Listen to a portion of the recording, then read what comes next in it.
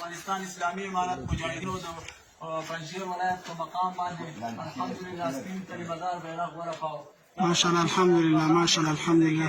د اسلامي امارت مجاهدین تاسو خبرې وکړئ. د پنجشیر ولایت مقام ته مجاهدین رسېدلي دي. سپین کلمدار الله اکبر الله اکبر.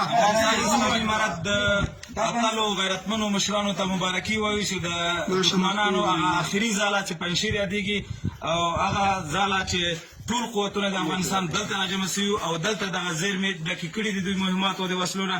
الحمدلله دغه د سهار 7 بجې او 20 دقیقې دي چې د پنجشیر په ولایت باندې د سپین په کلمه پوښلی د اسلامي امارت بیرغ راپام سو.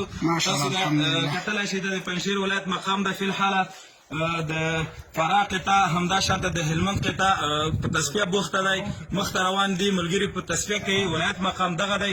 تاسو چې ملګري دلته د ولایت په مقام کې فی الحاله حضور لري.